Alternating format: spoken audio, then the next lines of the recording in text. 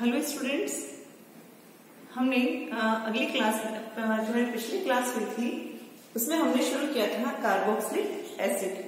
Carboxylic acid में हम इसके निर्माण की अभिक्रिया देख रहे थे। उनमें से कुछ अभिक्रिया हम देख चुके थे, बाकी बची अभिक्रिया आज की क्लास में हम देखेंगे। तो देखिए, नेक्स्ट हमारी रिएक्शन में कार्बोक्सिलिक अम्ल को मैलोनिक एस्टर से, साइनोएसिटिक एस्टर से और एसिडोएसिटिक एस्टर से हम कैसे प्राप्त कर सकते हैं, ये हम आज देखेंगे। तो देखो, ये जो मैंने 3 एस्टर का नाम लिया, मैलोनिक एस्टर, एसिडोएसिटिक एस्टर, साइनोएसिटिक एस्टर, इन सब एस्टर में एक सिमिलर क्वालिटी है कि इनमें सब में, तीनों में ही सक्रिय मैथिलीन ग्रुप पाया जाता है। सक्रिय मैथिलीन ग्रुप क्या होता है? सक्रिय मैथिलीन ग्रुप जो अपना क्रियात्मक समूह होता है उससे सीधा जुड़ा हुआ अल्फा कार्बन या उससे सीधे जुड़ा हुआ CH2 जो ग्रुप होता है उसे क्या कहते हैं? हम सक्रिय ग्रुप कहते हैं, जो कि किसी प्रबल क्षार की उपस्थिति में इजीली H+ दे देता है, जैसे इस रिएक्शन में होगा। तो हम बात करते हैं मैलोनिक एस्टर की। तो देखिए, ये है हमारे पास में मैलोनिक एस्टर।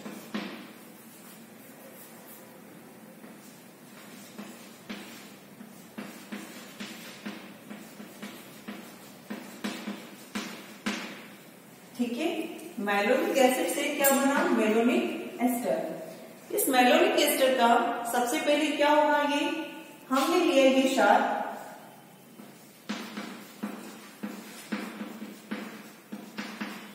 क्या है ये? Sodium ethoxide. जब ये क्षार लेंगे तो ये जो सक्रिय मैथिल ग्रुप है यहां से क्या रिमूव हो जाएगा?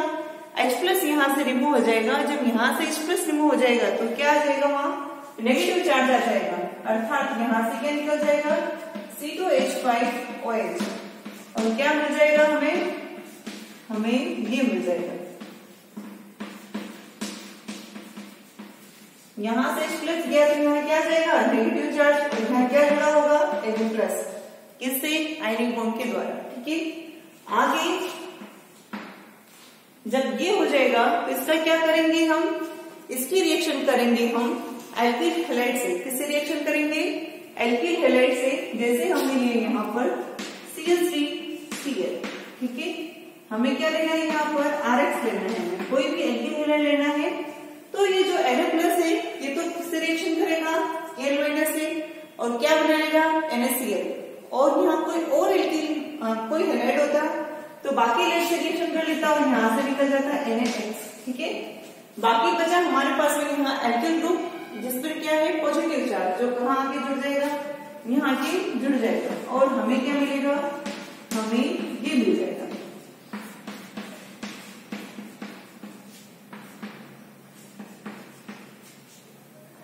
ठीक है, आगे हमें इसका क्या करेंगे? हम जल अपघटन करेंगे, हाइड्रोलाइसिस करेंगे। जब एस्टर का जल अपघटन करते हैं तो हमने पिछली क्लास में देखा था एस्टर के जल अपघटन से क्या मिलता है? हमें कार्बोक्सिलिक एसिड मिलता है। तो ये मिल गया हमें कार्बोक्सिलिक एसिड। आगे जब हम इसको गर्म करेंगे तो यहाँ पर क्या हो जाएगा? डीकार्बोक्सिलीकरण, डीकार्बोक्सिलेशन। यहाँ से CO2 निकल जाएगी और CO2 के निकलने पर हमें जो मिलेगा वो क्या मिलेगा? एसिड हमें मिल जाएगा। ठीक है, तो देखिए, हमने लिया था मैलोनिक एस्टर, और मैलोनिक एस्टर की इस तरह जब रिएक्शन संपन्न हुई तो उसे हमें क्या मिल गया है? Propionic acid. ठीक है, प्रोपियोनिक कार्बोक्सिलिक एसिड। तो ये हमें प्राप्त होता है। आगे देखिए, अगर ये प्रोपियोनिक एसिड किससे मिला? हमें मैलोनिक एस्टर से। सबसे पहले हमने किससे रिएक्शन करवाई? प्रबल साल्ट से, सोडियम एल्कोक्साइड। ठीक है, फिर उसके बाद में हमने एल्किल हैलाइड से रिएक्शन करवाई, इसका हाइड्रोलाइसिस करवाया और गर्म किया तो विकार्बोक्सिलीकरण के द्वारा हमें क्या मिल गया है? प्रोपियोनिक एसिड मिल गया है। ठीक है, नेक्स्ट देखिए, साइनोएसिटिक एस्टर जब यूज करते हैं तब क्या रिएक्शन संपन्न होती है?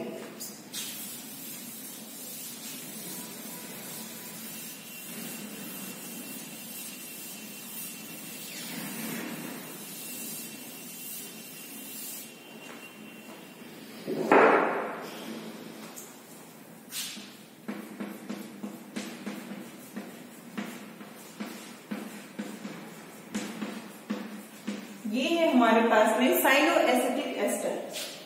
साइनोएसिटिक एस्टर का जब हम हाइड्रोलाइसिस करेंगे, इसका क्या करेंगे हम, हाइड्रोलाइसिस करेंगे, इसका जल अपघटन जब हम करेंगे तो हमें पता है कि साइनाइड का जल अपघटन करने पर इससे क्या मिलता है, कार्बोक्सिलिक एसिड मिलता है। और एस्टर का जल अपघटन करने पर भी क्या मिलता है, कार्बोक्सिलिक एसिड मिलता है। तो हमें क्या मिलेगा, इस तरह से हमें ये यौगिक मिलेगा। ठीक है। और जब इसको गर्म करेंगे तो यहां से क्या हो जाएगा, CO2 निकल जाएगा और हमें एसिटिक एसिड की प्राप्ति हो जाएगी। ठीक है। तो इस तरह से साइनोएसिटिक एस्टर की जल अपघटन अभिक्रिया और विकार्बोक्सिलीकरण के द्वारा हमें एसिटिक एसिड मिल जाता है। नेक्स्ट हमने बात की थी एसिटोएसिटिक एस्टर की, वो कैसे रिएक्शन करता है ये हम देखते हैं।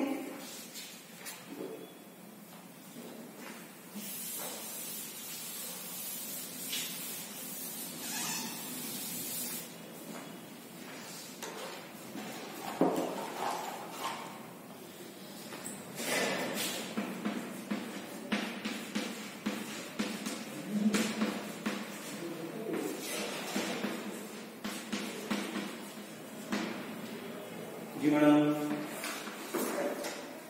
31%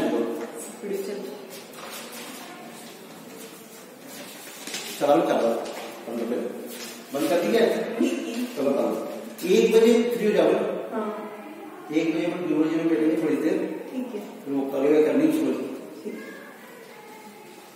तो देखिए ये लिया है हमने एसिटोएसिटिक एस्टर। इसकी रिएक्शन जो हम किसकी प्रेजेंस में करवाएंगे, वही सोडियम हाइड्रोक्साइड लेंगे प्रबल क्षार।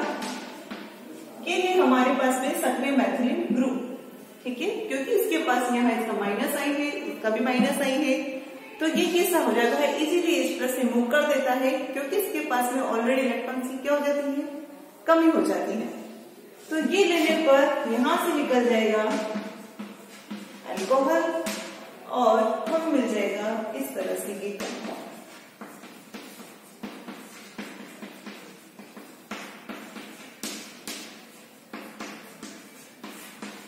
आगे हम इसकी रिएक्शन करवाएंगे वही एल्केन हैलाइड से।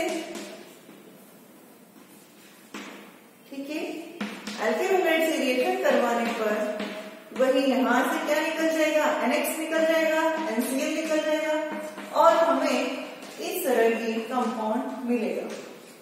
आगे हम इसका क्या करवाएंगे, जल अपघटन करवाएंगे। जब इसका हम जल अपघटन करवाते हैं तो देखिए यहाँ पर ये है कीटोन, कीटोन भी जल अपघटित होकर एसिड का निर्माण कर लेता है। एस्टर ये भी जल अपघटित होकर किसका निर्माण कर लेता है, एक तो ये एसिड बनाता है और एक क्या बनाता है, ये अल्कोहल बनाता है। तो इस तरह से हमें देखिए यहाँ पर एक तो कीटोन से मिल जाएगा हमें एसिटिक एसिड, एक हमें इससे मिल जाएगा एस्टर से प्रोपियोनिक एसिड और एक मिल जाएगा हमें एस्टर से ही अल्कोहल। तो इस तरह से अगर एसिटोएसिटिक एस्टर हम लें तो उसकी इस तरह रिएक्शन करने पर हमें दो तरह के तो एसिड मिल जाते हैं और एक हमें अल्कोहल मिल जाता है। तो ये हुई हमें मैलोनिक एस्टर, एसिटोएसिटिक एस्टर और साइनोएस्टर से अम्ल की प्राप्ति कैसे होती है। नेक्स्ट अभिक्रिया देखते हैं हम।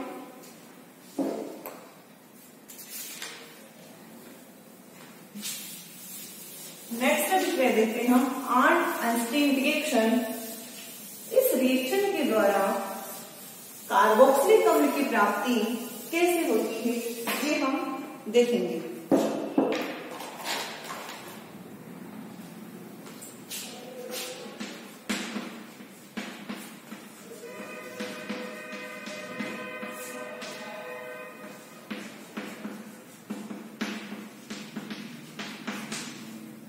आर्नस्ट-आइंस्टीन अभिक्रिया। इस अभिक्रिया में एक तो वॉल्फ पुनर्विन्यास होता है, वॉल्फ रीअरेंजमेंट संपन्न होता है। अब देखो ये अभिक्रिया किस तरह से संपन्न होती है इसको हम देखते हैं। हमने लिया है एसिटिक एसिड। इस एसिटिक एसिड की रिएक्शन जब करवाई जाती है थायोनिल क्लोराइड से, SaCl2 को क्या कहते हैं? Thionyl chloride. इसकी रिएक्शन जब इससे करवाई जाती है तो हमें मिलेगा क्या? ऑयल क्लोराइड अर्थात एथेनॉइल क्लोराइड मिल जाता है हमें। ठीक है, जब एथेनॉल क्लोराइड की रिएक्शन हमें करवाई जाती है किससे? एथेनॉल क्लोराइड की रिएक्शन, ये एथेनॉल क्लोराइड की रिएक्शन जब करवाई जाती है डाइएजोमेथेन से, किससे रिएक्शन करवाएंगे हम? डाइएजोमेथेन से। डाइएजोमेथेन से रिएक्शन करवाने पर यहां से निकल जाते हैं क्या? HCl, और हमें इस तरह से ये कंपाउंड मिल जाता है CH2। सबसे पहले लिए हमने एसिटिक एसिड लिया, उसकी रिएक्शन हमने थायोनिल क्लोराइड से करवाई, तो हमें क्या मिल गया है? ऑयल क्लोराइड मिल गया है, एथेनॉल क्लोराइड मिल गया है। उसकी रिएक्शन कैसे करवाई हमने? डाइएजोमेथेन से। CH2N2 को क्या कहते हैं? डाइएजोमेथेन। डाइएजोमेथेन से रिएक्शन करवाने पर HCl निकल जाता है और इस तरह का हमें यौगिक मिल जाता है। जब इस यौगिक को गर्म करते हैं तो यहां से N2 निकल जाता है, और N2 निकलने के साथ ही क्या मिल जाती है हमें? यहाँ पर कीटेन मिल जाती है। क्या मिल जाती है यहाँ? इससे रिएक्शन करवाने पर, गर्म करने पर N2 गैस के निष्कासन के साथ ही हमें कीटेन मिल जाती है। कीटेन के मिलने पर हमें मिलता है एसिड कार्बिन मिल जाता है। क्या मिलता है हमें? एसिड कार्बिन। इस एसिड कार्बिन में क्या होगा? वोल्फ पुनर्विन्यास होगा, वोल्फ रीअरेंजमेंट संपन्न होता है और इसके द्वारा हमें कीटेन मिलता है। देखो कैसे होगा? वोल्फ पुनर्विन्यास जो संपन्न होता है वो इसमें संपन्न होता है, ये लॉन पेयर यहाँ चले जाएंगे। जब ये लॉन पेयर यहाँ चले जाएंगे तो देखिए कार्बन की वैलेंसी कितनी हो रही है? 1 2 3 4, और यहाँ आने पर बॉन्ड का निर्माण यहाँ भी हो जाएगा, 5 वैलेंसी हो जाएगी। क्या ये पॉसिबल है? नहीं है। तो इसको व्यवस्थित करने के लिए यहाँ से ये CH3 लॉन पेयर लेकर जाता है, और CH2 पर जो पॉजिटिव चार्ज क्रिएट हुआ है उसको ये न्यूट्रल कर देता है, और इसका CH का पॉजिटिव, CH3 का नेगेटिव, ये दोनों मिलकर बॉन्ड का फॉर्मेशन कर देते हैं। तो देखो ये किस तरह हमें मिलता है। ये दो लिखा मैंने ये पार्ट, इन दोनों के बीच में लॉन पेयर शिफ्ट होने की क्या कारण आ जाएगा? Double bond. ठीक है, मैं कह रही हूँ कि यहाँ से लॉन पेयर लेके कहा जाएगा? CH पर। CH से क्या जुड़ जाएगा? CH3 जुड़ जाएगा। इस तरह हमें ये क्या है? वोल्फ पुनर्विन्यास।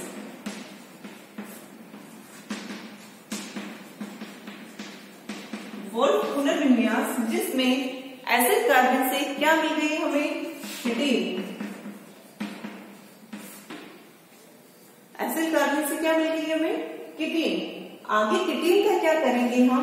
हाइड्रोलाइसिस, जल अपघटन। इसका जब जल अपघटन करते हैं तो हमें क्या मिल जाएगा? हमें मिल जाएगा एसिड।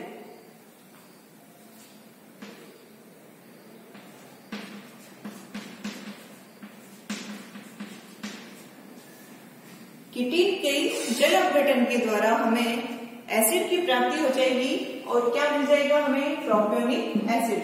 कैसे मिला? आपको पता है कि यहाँ पर H और OH जुड़ेंगे, तो ये H और OH जुड़ते हैं, इसलिए यहाँ CH2 हो गया और यहाँ OH जुड़ गया, तो ये तो COOH में तब्दील हो गया और ये CH2 में चेंज हो गया। तो इस तरह से देखो हमने लिया तो क्या था? एसिटिक अम्ल। मिला क्या है हमें? प्रोपियोनिक अम्ल। कितने कार्बन है यहाँ पर? 2, जबकि कितने कार्बन है? 3। तो ये जो एंस्टी रिएक्शन है, इस रिएक्शन में हमेशा उच्चतर कार्बोक्सिलिक एसिड की प्राप्ति होती है, अर्थात क्रिया कारक में जितने कार्बन होते हैं उससे एक अधिक कार्बन वाला हमें उत्पाद मिलता है। ठीक है, इसी तरह यहाँ एसिटिक एसिड से प्रोपियोनिक एसिड मिला, और ये कार्बन कहाँ से बढ़ता है? क्या दिया था हमने? डाइएजोमेथेन। ठीक, और यहाँ पर कौन सा पुनर्विन्यास संपन्न होता है? वोल्फ पुनर्विन्यास संपन्न होता है। तो इस तरह से हम हमने रिएक्शन देखी, आंस इंस्टेंट रिएक्शन, जिसमें हमने कार्बोक्सिलिक एसिड की प्राप्ति की। आगे के रिएक्शंस हम अगली क्लास में देखेंगे। Thank you.